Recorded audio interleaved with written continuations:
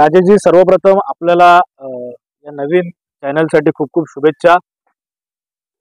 मुलुंड पूर्व जर तुम्ही बघितलं तर इथली लोकसंख्या ही 1.5 लाख आहे आणि मुलुंड पूर्वचा परिसर अतिशय छोटा परिसर आहे. एका भागातून दुसऱ्या भागात तुम्ही चालतही जाऊ शकता. मुलुंड पूर्व मध्ये जर याआधी तुम्ही बघितलं असेल तर 3 मजले 4 मजल्याच्या ज्या इमारती होत्या त्यांचा आता पुनर्विकास होत आहे आणि या पुनर्विकासामध्ये त्या 3-4 मजली इमारती 15, 16, 20 मजल्याच्या होत आहेत. म्हणजेच मुलुंड पूर्वचा व्हर्टिकल ग्रोथ होत आहे आणि मुलुंड पूर्व हा शांतताप्रिय सुशिक्षित अशा नागरिकांचा मानला जातो. अशा परिस्थितीमध्ये मुंबई महानगरपालिका प्रकल्पग्रस्तांसाठी 7,500 घरांची निर्मिती मराठा मंडळाच्या शेजारी करत आहे. आमचा विकासाला विरोध नाही, परंतु विकास हा स्थानिकांच्या मुळावर उठणारा नसावा. आज जर तुम्ही बघितलं तर मुलुंड पूर्वला तुम्ही जेव्हा हायवेवरून आतमध्ये येता तर नागरिकांना 2-2 तास लागतात. सणासुदीच्या दिवशी तर इकडनं लोक येणं सुद्धा टाळतात. मुलुंड पूर्वमध्ये कुठलाही स्पोर्ट्स कॉम्प्लेक्स नाही, इथे सुविधांचा कमतरता आहे, पेट्रोल पंप नाही. अशा परिस्थितीमध्ये सुविधा द्यायच्या सोडून मुंबई महानगरपालिका इथे 30 ते 40 हजार नागरिकांची लोकसंख्या वाढवत आहे. तुम्ही विचार करू शकता की एकाच वेळेस जेव्हा या 30-40 हजार लोकांचं इथे पुनर्वसन होईल तेव्हा इथल्या सुविधांवरती, इथल्या नागरिकांवरती, इथल्या पर्यावरणावरती काय परिणाम होईल. आणि त्यामुळेच आम्ही माननीय उच्च न्यायालयामध्ये धाव घेतली असून जनहित याचिका दाखल केलेली आहे. परंतु ही जनहित याचिका दाखल करतानाच लोकांमध्ये जनजागृती होणं गरजेचं आहे, कारण याची तीव्रता नागरिकांना कळत नाहीये की नक्की हा प्रकल्प काय आहे, यामुळे काय परिणाम होणार आहे. पीएपी प्रकल्पाला आमचा विरोध सुरू असतानाच राज्य सरकारतर्फे जे धारावीकरांचं पुनर्वसन आहे ते मुलुंडमध्ये केलं जाणार आहे. 4 लाख धारावीकरांचं पुनर्वसन करण्यासाठी ऑक्ट्राय नाका आणि जकात नाका, म्हणजे जो जकात नाका आहे तो आणि त्याच्या बाजूचं डम्पिंग ग्राउंड याची जागा मुंबई महानगरपालिकेकडे राज्य सरकारने मागितली आहे. तुम्ही विचार करा, ते 4 लाख हे 30-40 हजार लोक, म्हणजे मुलुंडच्या इन्फ्रास्ट्रक्चरवरती किती परिणाम होईल. आणि त्यामुळेच आम्ही जनतेमध्ये जाऊन जन आंदोलन उभं केलेलं आहे. आणि तुम्ही जर बघितलं असेल तर 4 तारखेला 3-4 हजार लोक जे सुशिक्षित आहेत, मध्यमवर्गीय आहेत, असे लोक रस्त्यावरती उतरून एक जनसाखळी, आम्ही जी मूक मानवी साखळी केली होती आणि त्यातून या जे प्रकल्प आहेत त्यांना विरोध दर्शवला. राजेशजी, तुम्ही मला आज ओळखत नाही, गेले 10 वर्ष तरी तुम्ही मला ओळखत असाल. 2008 मध्ये मी माझ्या संस्थेची म्हणजे प्रयास सेवा संस्थेची स्थापना केली.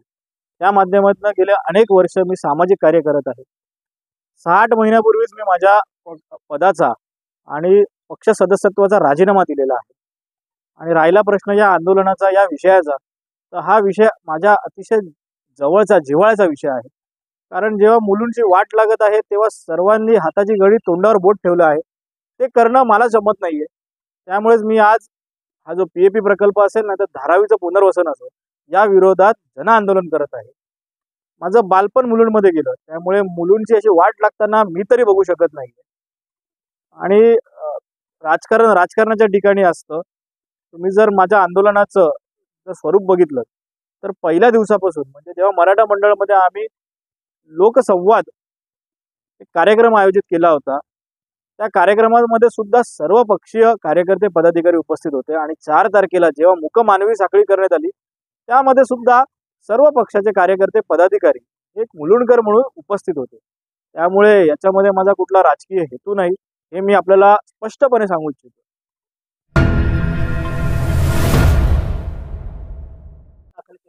राजेशजी, जेव्हा ऑक्टोबरमध्ये मी या प्रकल्पाच्या विरोधात लढा सुरुवात केली, त्या लढाईमध्ये मी सुरुवातीला एकटा होतो. आज 4 तारखेच्या मूक मानवी साखळीमध्ये 3,000 ते 3,500 सर्वसामान्य मुलुंडकर रस्त्यावर उतरले. हे सर्वसामान्य मुलुंडकर त्यांच्या हक्कासाठी आज रस्त्यावर उतरलेले आहेत.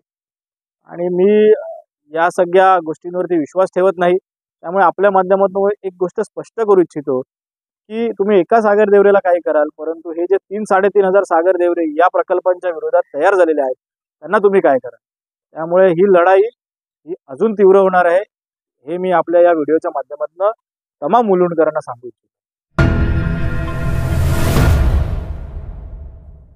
मिठागरं असतील, मॅनग्रोव्ज असतील, हे मुंबईचा श्वास आहेत. जेव्हा पूर परिस्थिती येते त्यावर नियंत्रण मिळवण्यासाठी या जागा अतिशय उपयुक्त असतात. तुम्ही जर बघाल की धारावीकरांचं पुनर्वसनासाठी मुलुंडमधल्या जकात नाका आणि त्या बाजूला असलेल्या डम्पिंग ग्राउंडची जागा मुंबई महानगरपालिकेकडे राज्य सरकारने मागितली आहे आणि त्यात भर म्हणून 283 एकर मिठागरांची जागा आता सरकार या धारावीकरांच्या पुनर्वसनासाठी मागत आहे. धारावीकरांचा स्वतःला या प्रकल्पामध्ये पुनर्वसन करताना बाहेर जाण्यात विरोध आहे. कायद्यानुसार धारावीकरांचं पुनर्वसन हे धारावीमध्येच झालं पाहिजे.